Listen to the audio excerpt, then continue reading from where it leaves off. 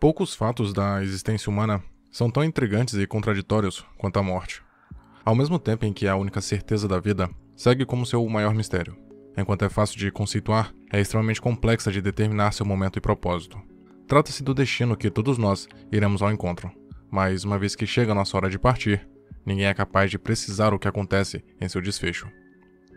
Diversas áreas do conhecimento buscam explicar o que seria a morte. Enquanto a ciência a define como um momento em que todas as funções biológicas que sustentam um ser vivo se encerram, religiões e culturas acreditam que se trata de uma fase de transição, onde deixamos nosso corpo para trás, enquanto nossa alma, ou consciência, parte para um plano de existência superior, ou até mesmo reencarna para um novo ciclo na Terra. Com tantos debates e conceitos acerca do tema, era inevitável que o mesmo exercesse considerável impacto cultural, resultando assim em representações e iconografias das mais variadas.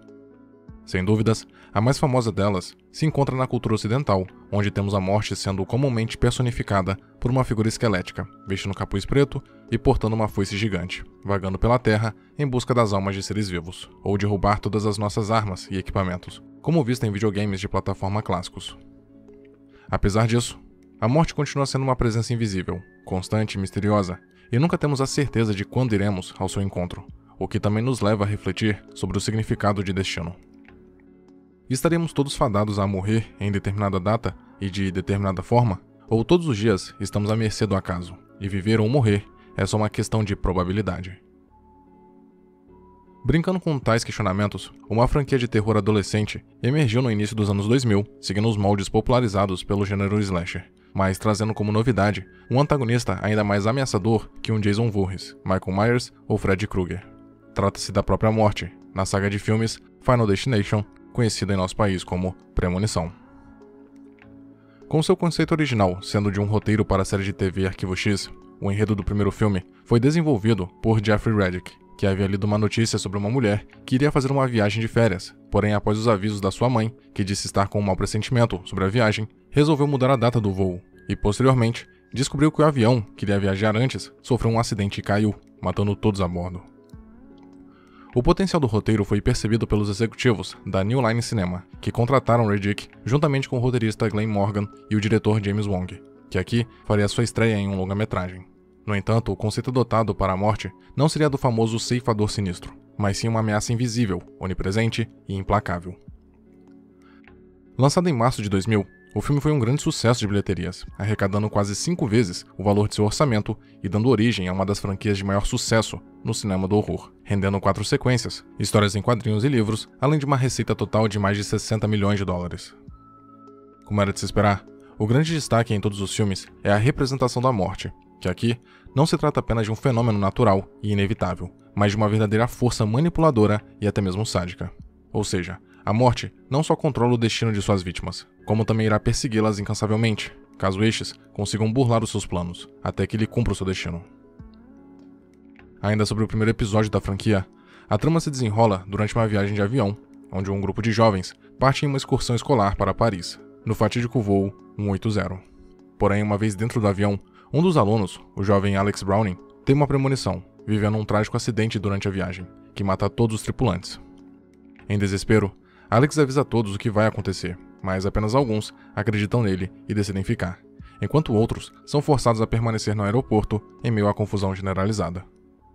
No entanto, momentos após o avião levantar voo, o mesmo explode, conforme a visão de Alex, o que faz todos os sobreviventes o enxergarem com suspeita e temor. Apesar da tragédia, não demora para o protagonista descobrir que o pesadelo está longe do fim. Uma série de supostos acidentes e coincidências sinistras vai matando cada um dos sobreviventes do voo 180, com Alex encontrando um padrão na ordem das vítimas e descobrindo que seu ato de sair do avião interferiu no plano da morte, e agora ele e os demais sobreviventes devem morrer. Antes mesmo das armadilhas elaboradas da franquia Jogos Mortais, Premonição se destacava pelo uso de itens e cenários comuns para criar expectativa no público e construir mortes inventivas. Curiosamente, o filme não contava com uma violência gráfica tão elevada, ainda mais considerando o que as sequências fizeram posteriormente, além de mesclar os momentos de horror com humor negro. Outro acerto está na construção de seus personagens, estes que, apesar de seguirem os clichês e estereótipos mais típicos, conseguem conquistar a empatia do público graças ao trabalho do roteiro, direção e do elenco, com atuações acima da média para o gênero. Porém, como já mencionado, o grande ponto de venda da obra está na forma como a entidade da morte é retratada. Mesmo sem uma forma física ou diálogos, a sua presença é uma constante ao longo da obra, desde o diálogo irônico entre Alex e seus pais, onde estes dizem que ele tem a vida inteira pela frente, até os sinais e presságios percebidos pelo mesmo ao chegar no aeroporto, como o defeito no painel de embarques ou o nome e destino final no ticket de sua mala. Inclusive, são sinais como este que reforçam como a morte pode ser uma vilã cruel e sádica. Um dos indícios mais preeminentes está no uso da canção Rocky Mountain High, de John Denver, que toca por diversas vezes antes das cenas de morte, referenciando o fato de que o compositor também morreu em um acidente de avião. Outro exemplo está nas próprias premonições de Alex.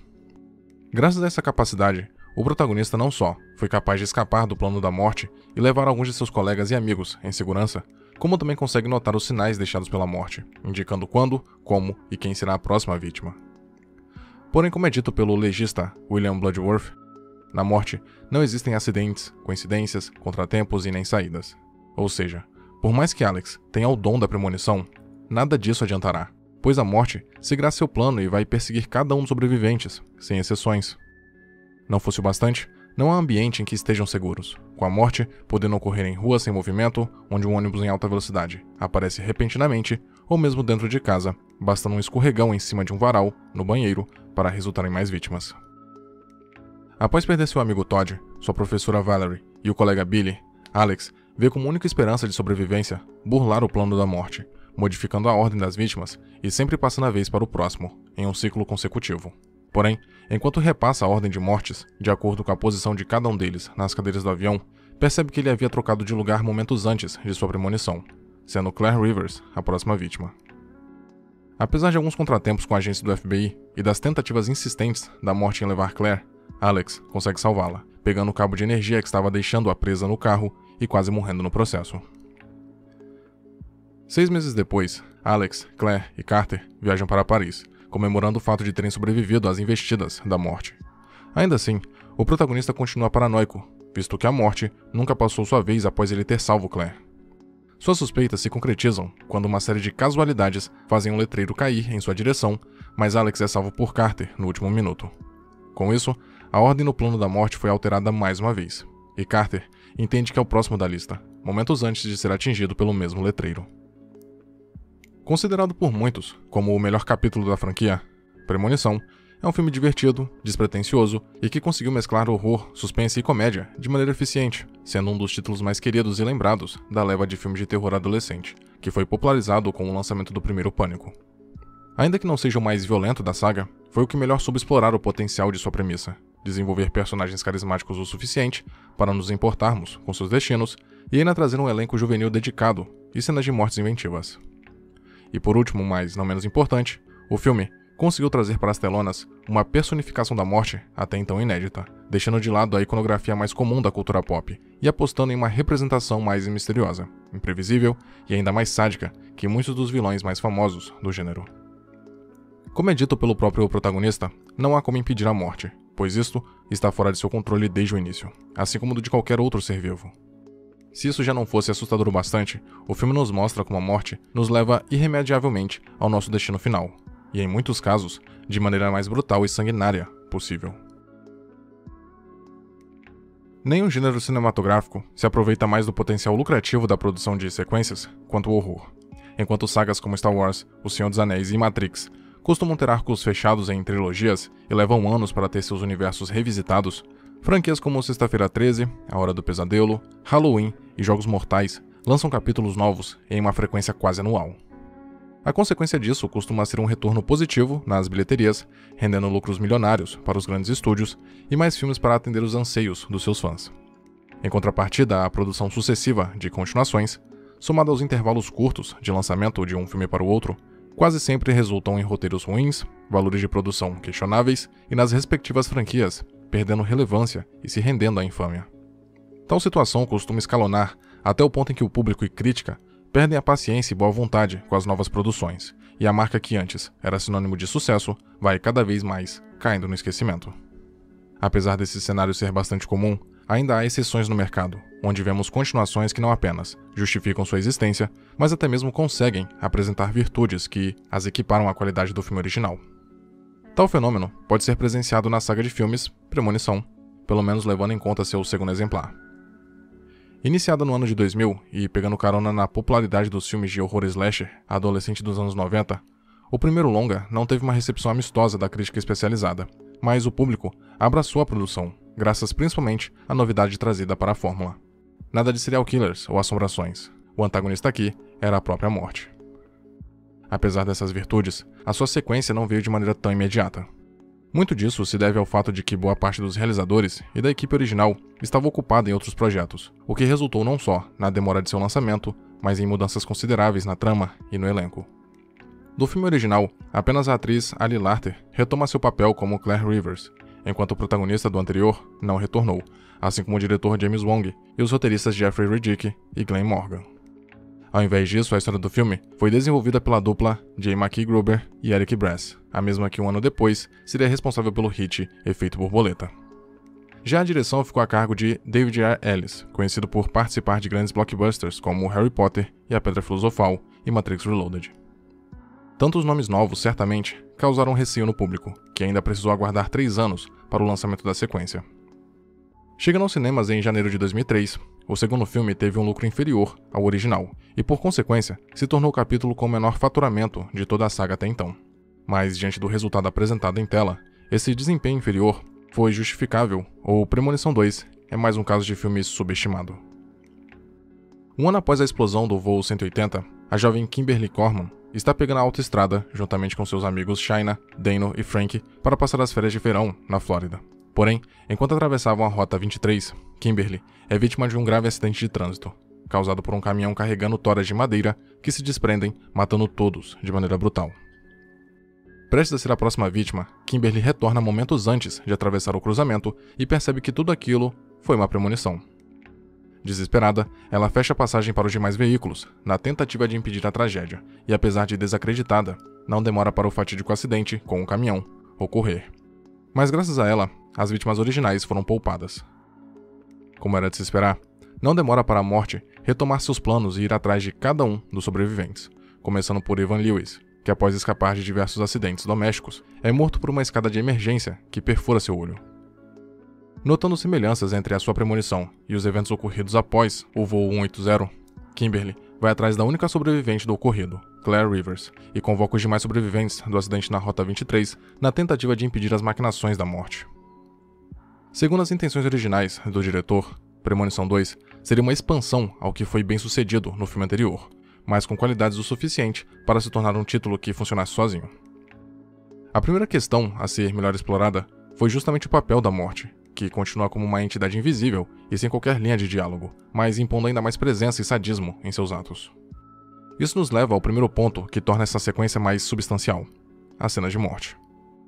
No primeiro filme, tivemos o acidente no voo 180, uma cena bem dirigida e com efeitos visuais convincentes para a época, mas que só contava com um pouco mais de violência gráfica no final, com todos os tripulantes sendo carbonizados pela explosão do avião.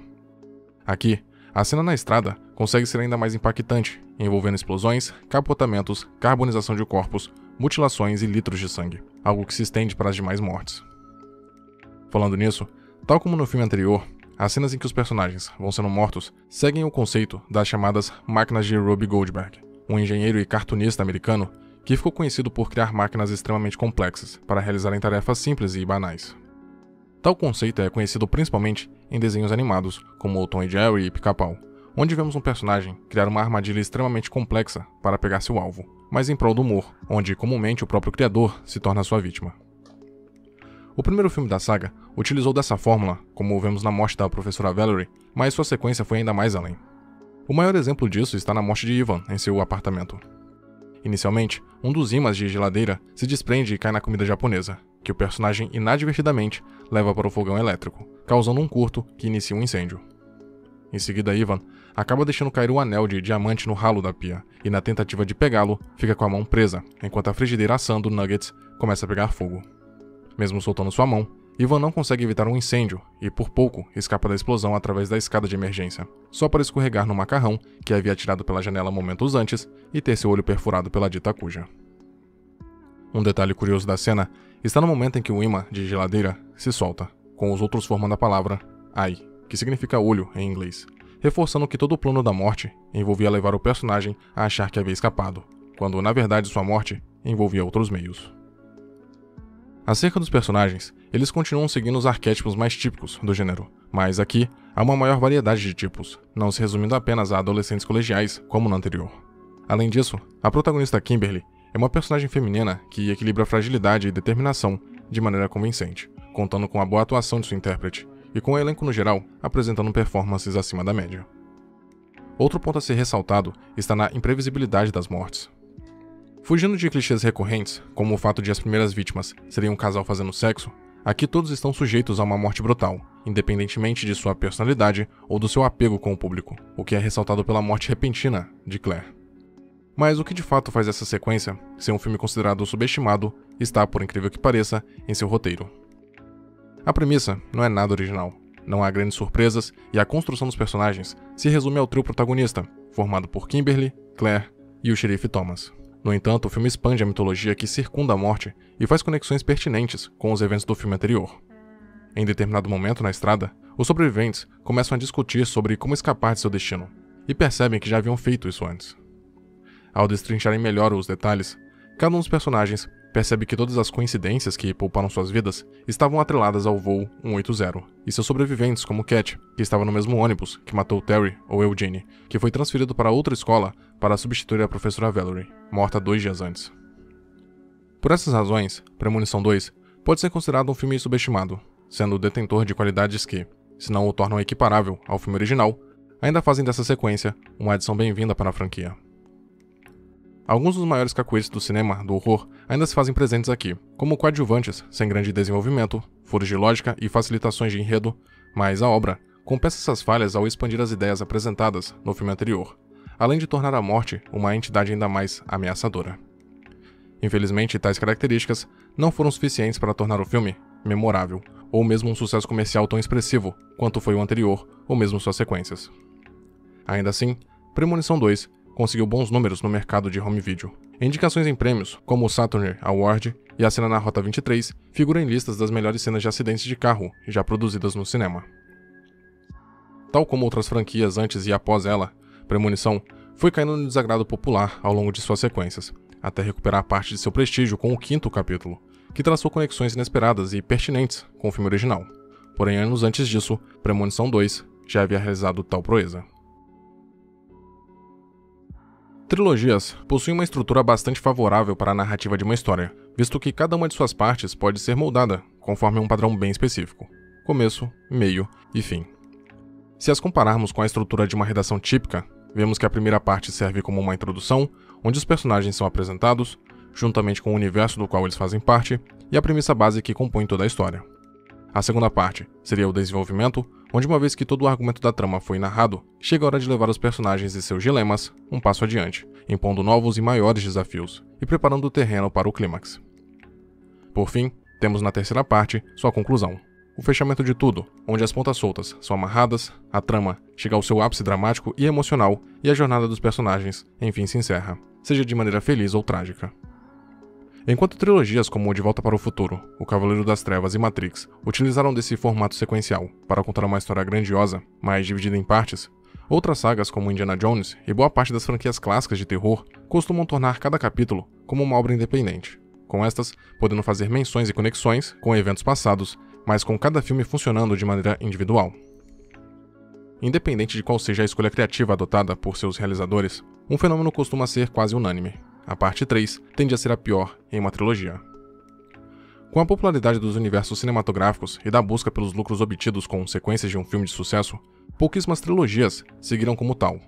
Ainda assim, é comum presenciarmos que o terceiro filme não consegue suprir as expectativas deixadas pelas partes anteriores. Em alguns casos, rendem até mesmo obras ruins e decepcionantes. Este fenômeno costuma assolar grandes blockbusters de ação do cinema hollywoodiano, visto que muitas partes 3 são produzidas apenas visando o lucro obtido nas bilheterias, sem que haja uma real necessidade para determinadas histórias serem expandidas. Já em outras áreas do cinema, como no caso das produções do horror, tal situação pode passar desapercebida, pois muitas franquias vão muito além do terceiro filme, com a qualidade reduzindo drasticamente a cada novo título.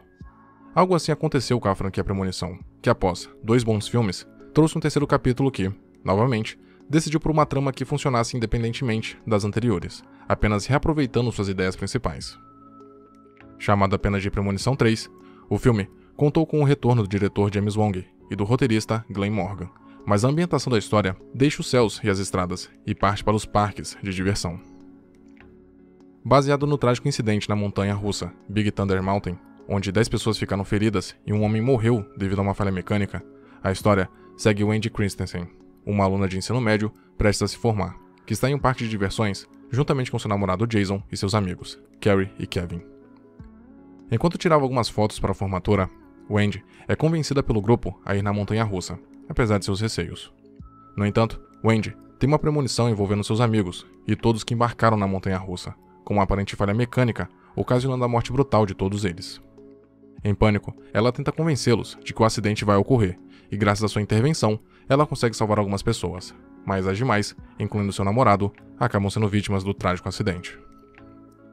Kevin, associando a premonição da colega com a do jovem que teve uma visão antes do acidente com o voo 180, tenta alertar Wendy do que pode vir a acontecer, mas ela o rejeita, por ainda estar em choque com tudo o que aconteceu.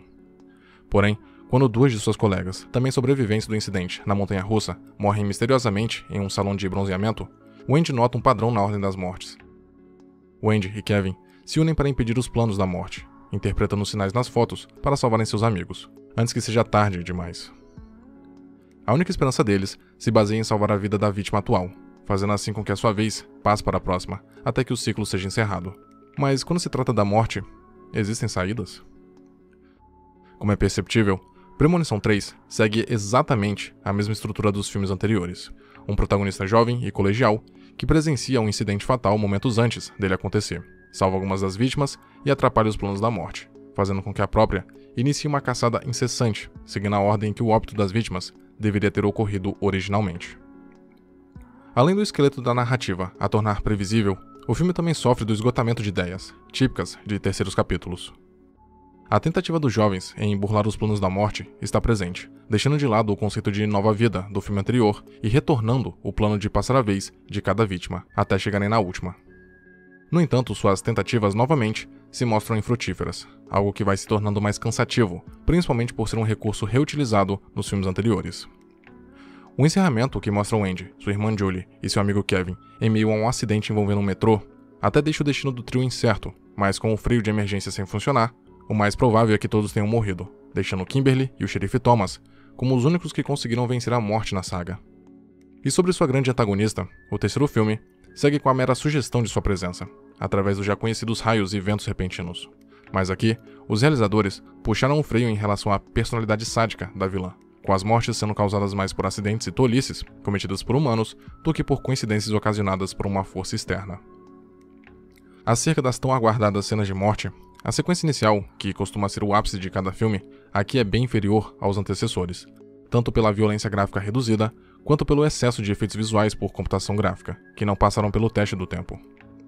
Outras, como a morte de Lewis na academia ou o clímax na feira local, não apresentam grandes novidades. Ainda assim, há cenas engenhosas e incômodas, como a morte das alunas no salão de bronzeamento e uma envolvendo uma pistola de pregos. Quanto aos personagens, novamente, temos integrantes que se resumem a um único traço de personalidade ou de visual, como o marombado briguento, as patricinhas que só pensam em estética, os góticos e o babaca inconveniente. A única que consegue se diferenciar é novamente a protagonista, que não só continua a tradição de boas atuações vindas do personagem central, como também foi uma das poucas integrantes do elenco a emplacar em diversos projetos no futuro. Diferente de Kimberly, a personagem não tem nenhum trauma em seu passado, mas sua personalidade controladora torna a situação ainda mais desesperadora, pois a todo momento precisa lidar com uma força que não é capaz de ver e tampouco impedir, o que torna suas tentativas iniciais infrutíferas. Ainda assim, a protagonista segue disposta a proteger seus amigos e entes queridos, o que aparentemente consegue, mas o final em aberto nos faz questionar se todo o seu esforço valeu a pena. Criticada por ser uma sequência formulaica e repetitiva de uma fórmula que já estava mostrando sinais de desgaste, Premonição 3 ainda conseguiu bons resultados financeiros, sendo o filme mais lucrativo da saga até aquele momento, além de apresentar a sua talentosa atriz protagonista e garantir a continuidade da franquia. Para os fãs de longa data, Os elementos mais típicos estão presentes, como a premonição inicial, com o fatídico incidente, as cenas de morte elaboradas e um encerramento que deixa o público incerto sobre o destino dos personagens, até o lançamento do próximo capítulo.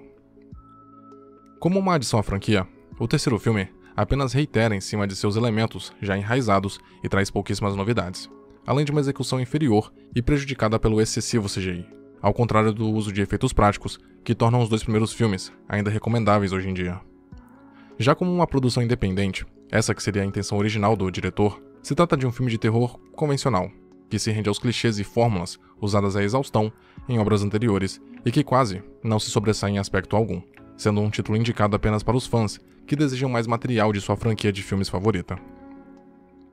A Maldição dos Filmes Parte 3, pelo visto, também atingiu a série Premonição, que mesmo tendo sido iniciada com 2 bons filmes, já percorria um caminho decrescente de qualidade desde então, com suas ideias se esgotando a cada novo episódio. Isso culminou em um terceiro filme que ainda é um capítulo passível de uma conferida, mas que não vai muito além do que já for apresentado. Infelizmente, nenhuma premonição, seja de Alex, Kimberly ou de Wendy, foi capaz de alertar o público de que 3 anos depois, algo pior do que a própria morte estava por vir. Taxada como uma das maiores evoluções na experiência de se assistir filmes, a tecnologia 3D contrariou todas as expectativas e hoje é visto por muitos como um formato morto. Graças ao sucesso avassalador de Avatar, que revigorou o cinema 3D e ainda rendeu o filme com a maior bilheteria de todos os tempos, os grandes estúdios e empresas de tecnologia apostaram suas fichas em levar a experiência tridimensional para o público, tanto por meio das salas de cinema quanto no ambiente doméstico. Devido a isso, o início da década de 2010 foi marcado por diversos filmes convertidos para o formato 3D, além de videogames na 7ª geração de consoles e aparelhos de TV. O que muitos acreditam é que se trata de uma tecnologia recente, mas não é bem o caso. Remontando quase 2 séculos atrás, vemos a história da tecnologia tridimensional tomando seus primeiros passos com a visão binocular criada pelos matemáticos gregos, passando pela invenção do estereoscópio no século XIX e a criação da anáglifo, que deu origem aos primeiros filmes 3D. O pioneirismo do uso dessa tecnologia nos cinemas é atribuído ao filme The Power of Love, de 1922. Porém, somente 3 décadas depois é que os filmes 3D se tornariam populares, graças à criação do Natural Vision, que permitiu a captação da tridimensionalidade dos filmes através dos famosos óculos de lente vermelha e azul. Apesar de ter rendido títulos populares como Sexta-feira 13, Parte 3, sempre houveram críticas voltadas ao desconforto proporcionado pelo uso dos óculos, assim como pela relevância da tecnologia em si. Em outras palavras, muitos passaram a questionar se havia um diferencial no uso do 3D para a narrativa dos filmes, ou se esta seria um mero adereço estético. Sendo um dos maiores entusiastas do formato, o diretor James Cameron tornou o 3D uma parte fundamental da experiência de imersão do público, iniciando com o curta-metragem de Exterminador do Futuro 2 e em seguida indo mais além com o universo mostrado em Avatar, pois nele não se tratava de uma mera conversão, mas sim de um filme totalmente gravado em 3D. Porém, poucos seguirão esse exemplo, optando pela mera conversão de filmagens convencionais. As consequências disso foram a redução de seu efeito imersivo, a retomada do debate sobre a necessidade da tecnologia e, por fim, a perda da popularidade da mesma. Dentre os títulos dessa leva que não souberam fazer o uso adequado do 3D, Premonição 4 é, sem sombra de dúvidas, um dos piores exemplares já concebidos. Após 3 filmes financeiramente bem-sucedidos, a franquia conseguiu garantir sua continuidade por mais alguns anos, ainda que não fosse benquista pela crítica especializada devido aos seus roteiros banais, formulaicos e que seguiam sempre uma estrutura previsível e clichê. Para o 4º episódio, os realizadores não fugiram da fórmula estabelecida, exceto por 2 detalhes: um uso massivo de efeitos visuais por computação gráfica e a adoção do formato tridimensional. Dessa vez, a grande premonição do título é ambientada em uma corrida de automóveis em alta velocidade, onde um acidente envolvendo os veículos causa morte e destruição por todo o autódromo. Dentre as vítimas está Nick O'Bannon, um jovem estudante que estava assistindo a corrida juntamente com a sua namorada e amigos, quando subitamente tem a visão de todo o incidente que está por vir. Assim como os protagonistas anteriores ao longo da saga, Nick tenta alertar a todos sobre o que vai acontecer e, graças a isso, consegue levar seus companheiros em segurança, além de alguns outros desconhecidos. A visão do protagonista se concretiza e diversas pessoas são mortas com um incidente, exceto aquelas que conseguiram escapar graças à sua intervenção. Com isso, a morte mais uma vez caça um grupo de amigos adolescentes e mais outros personagens aleatórios, seguindo a ordem em que todos deveriam ter morrido. Enquanto isso, os sobreviventes buscam, inutilmente, formas de escapar de seu destino cruel, na esperança de que seja possível enganar a morte, usando o plano de passar a vez da próxima vítima. É comum, e até esperado, que franquias longevas venham a criar uma fórmula própria para desenvolver seus filmes e derivados, aproveitando do sucesso e boa recepção do público para desenvolver novas produções que, se não se sobressaem pela originalidade, conseguem entregar aquilo que foi prometido. A Marvel Studios vem fazendo isso com bastante êxito, e a repetição de uma fórmula em si não é de todo condenável. O problema está em sua execução. No caso de Premonição 4, o diretor David R. Ellis, também responsável pelo segundo capítulo, se rendeu totalmente ao uso de efeitos visuais em CGI para criar cenas de mortes mais ambiciosas que anteriormente, especialmente durante a tradicional cena da premonição. Infelizmente, seja pelo orçamento modesto ou pelo gosto duvidoso do diretor, os efeitos visuais são ruins, mesmo para a época, criando um contraste evidente e incômodo entre os objetos criados por computação e ambientes reais.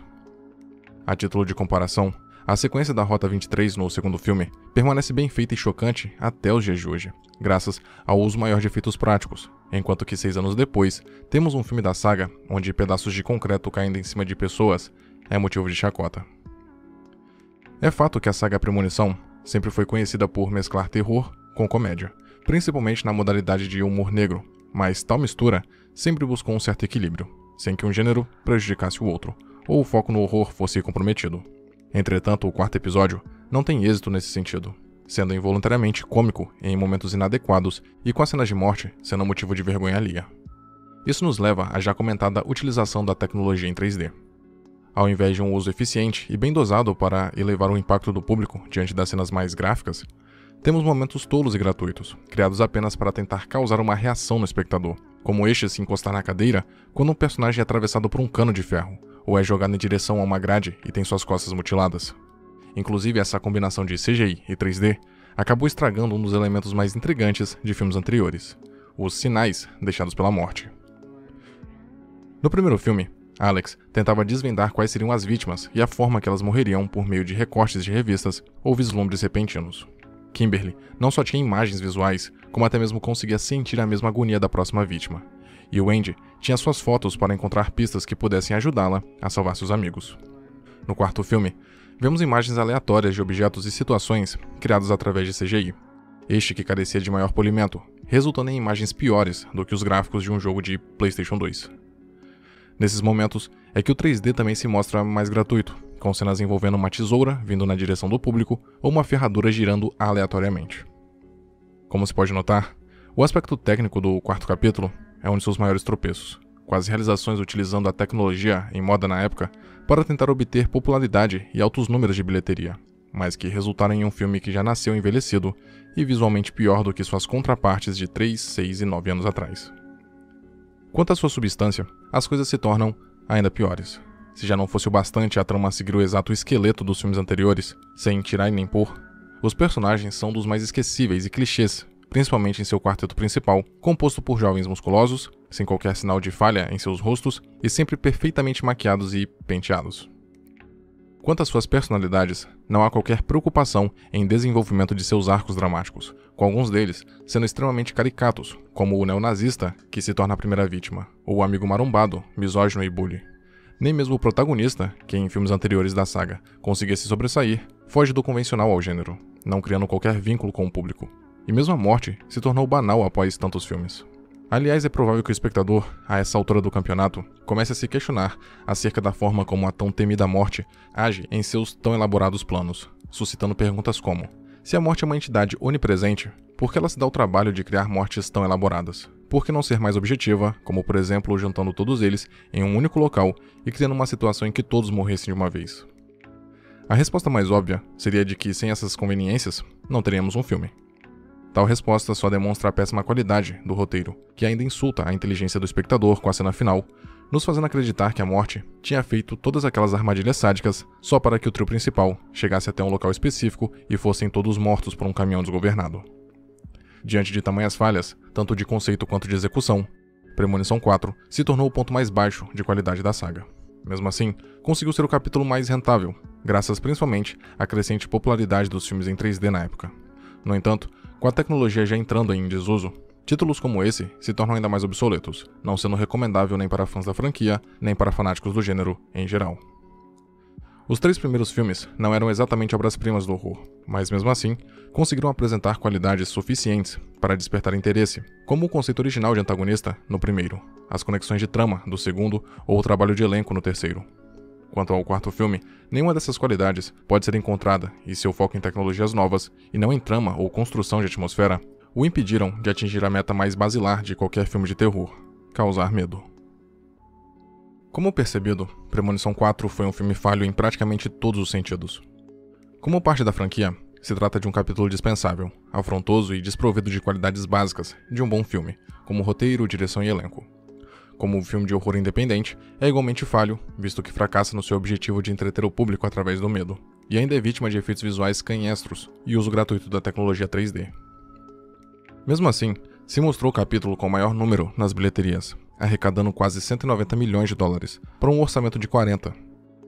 Nos Estados Unidos, seu título original era The Final Destination, significando que aquele seria o capítulo final da franquia, que após 4 filmes, pareceram ter mais ideias a serem exploradas. No entanto, da mesma forma que aconteceu com os Jogos Mortais 3D, a promessa de encerramento da saga se mostrou inútil, e 2 anos depois, Premonição 5 chegou aos cinemas, aparentemente com a mesma proposta de sempre. Com a má impressão deixada pelo capítulo anterior, não haviam motivos suficientes para acreditar que este 5º episódio seria diferente, tão pouco que traria novidades para uma fórmula já desgastada. Felizmente, contra todas as expectativas, Premonição 5 não só traz uma história mais coesa e que ainda faz conexões com o filme original, como se tornou o filme mais bem avaliado da saga entre a crítica especializada. Dirigido por Steven Quayle, conhecido por trabalhos ao lado do diretor James Cameron e roteirizado por Eric Heisserer, o início do longa é bastante convencional. Um grupo de amigos, dessa vez não mais colegiais, e sim colegas de trabalho em um escritório, estão a caminho de uma excursão, organizada pela empresa em que trabalham. Ao chegarem na ponte de North Bay, que está interditada para reformas, Sam Lawton, um dos integrantes da viagem, tem uma premonição, onde vê um desastroso incidente envolvendo a ponte que desaba completamente, matando todos no local, incluindo o próprio Sam e seus amigos.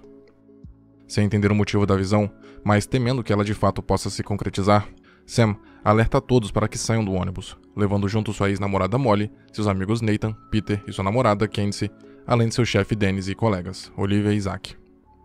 Como era de se esperar, o incidente na ponte acontece, fazendo a polícia desconfiar de Sam, que tenta explicar o que viu, mas é desacreditado tanto pelas autoridades quanto por seus colegas.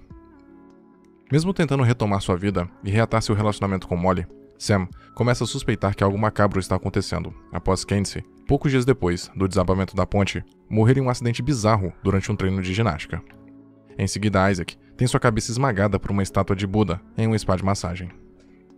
As suspeitas de Sam se tornam ainda maiores com a presença constante do legista William Bloodworth, que parece saber muito sobre a morte e explica ao protagonista que aqueles que atrapalham os planos dela alteram o equilíbrio entre vida e morte, devendo o mesmo ser restabelecido através da morte dos sobreviventes, na ordem em que tudo deveria ter ocorrido. A única chance deles seria através de uma troca, ou seja, se eles matarem uma pessoa inocente, que nada teve a ver com o incidente, eles restabelecem o equilíbrio natural, ficando com os anos de vida restantes que a vítima ainda teria. Pensado como um prequel, desde sua concepção, Premonição 5 recupera um pouco da atenção ao roteiro e seus personagens, coisa que havia sido deixada completamente de lado no filme anterior, para novamente torná-los um pouco mais humanos, e não apenas pedaços de carne levados para o abate. Em termos de caracterização, não são personagens memoráveis ou que fogem das convenções do gênero, mas são funcionais o suficiente para nos importarmos com seus destinos, e 2 deles se destacam como alívios cômicos, Isaac Palmer e Dennis Lappman. O primeiro faz uma divertida inversão de expectativas, pois apesar da personalidade canalha e boa pinta, não segue o padrão de beleza dos personagens masculinos galãs e musculosos dos filmes anteriores. O segundo detém uma veia cômica mais seca e irônica, interpretando um chefe rabugento que sequer lembra quais foram os funcionários que morreram no trágico incidente. Quanto aos demais, as personagens femininas continuam sendo alvo de sexismo, criadas propositalmente para chamarem a atenção por seus atributos físicos, sem grande espaço ou desenvolvimento em tela, exceto por Molly. Em contrapartida, o protagonista Sam e seus amigos, Nathan e Peter, são mais carismáticos, e no caso deste último, consegue desenvolver mais camadas e um inesperado antagonismo no clímax da trama. É preciso ressaltar que não há originalidade no tratamento dos personagens, e nenhum deles se torna memorável ao fim de tudo. Porém, eles estão melhor trabalhados que no filme anterior, e possuem dilemas críveis que ajudam a humanizá-los. E ainda sobre eles, temos o retorno do misterioso William Bloodworth, novamente interpretado por Tony Todd, que no terceiro filme participou apenas com sua voz e esteve ausente no quarto filme devido a conflitos de agenda. O personagem segue com sua aura sinistra e macabra, servindo como ponte entre o público e os estranhos acontecimentos. Além disso, William traz novas informações que ajudam a expandir um pouco mais a mitologia ao redor da entidade morte. Porém, por se tratar de um prequel ao primeiro filme, é um tanto curioso o fato dele ter dado dicas aos personagens do longa, mas não ter feito o mesmo com Alex e Claire, estes que eram só adolescentes que estavam tentando escapar de mortes cruéis. Apesar de inconsistências temporais e de lógica se fazerem presentes no roteiro, os realizadores foram astutos por manterem em segredo o fato da história levar aos eventos vistos no filme original de 2000. Os espectadores mais atentos vão perceber a verdade através de pistas bem alocadas, como o celular de Isaac, os modelos de carro, a viagem de Sam para Paris e a placa no colégio de Kenzie, indicando que a história se passa em 1994. No entanto, é somente no ato final que tudo é revelado, com o encerramento se conectando à cena inicial do primeiro filme, onde vemos o momento em que Alex e Carter brigam no avião, logo após a premonição que deu início a tudo. Na verdade, o que o final do quinto filme nos leva a crer é que foi a premonição de Sam que desencadeou todos os eventos ao longo dos 4 filmes, com as visões e mortes posteriores sendo a tentativa da morte de retomar o equilíbrio natural. Pensando por esse lado, é possível que o final do quarto filme tenha sido de fato o reestabelecimento do equilíbrio, visto que todos, sem exceção, morreram em sua conclusão. Mas como um sexto filme já foi confirmado, é provável que esse não seja o caso. E por último, mas não menos importante, temos as tão aguardadas cenas de morte. Puxando o freio de mão nesse sentido, o filme é mais cadenciado, preferindo desenvolver as relações dos personagens centrais e deixando os óbitos para momentos mais oportunos. Graças a isso, o quinto capítulo é bem menos gratuito que seu antecessor, mas não mais inventivo em relação às mortes em si. Temos lasers, ganchos, mutilações e perfurações, ou seja, nada que já não tenha sido visto nos capítulos anteriores. Ao menos, a adição do elemento de uma vida em troca da outra cria uma nova dinâmica entre o grupo, principalmente entre Sam e Peter. Este, após presenciar o assassinato bizarro e cruel de sua namorada, sofre constantemente com a perda. O seu estado mental e emocional só piora ao perceber que está envolvido nas maquinações da própria morte, e que somente sacrificando uma vida inocente é que terá a chance de escapar.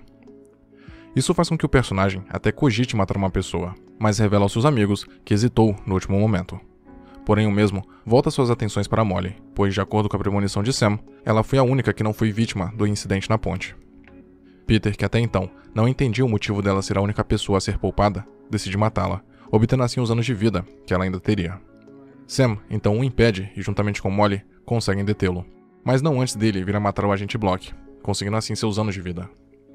Temendo ser preso por matar um agente federal, Peter agora decide matar Molly por ela ser a única testemunha do seu crime, mas Sam, sem outra escolha, acaba com sua vida. Apresentando um roteiro mais consistente, personagens menos estereotipados e adicionando novos elementos para a mitologia, Premonição 5 conseguiu trazer a saga de volta ao agrado do público e até mesmo da crítica, que aprovou as decisões tomadas pela direção e roteiro, bem como as conexões feitas entre esse filme e o original de 2000.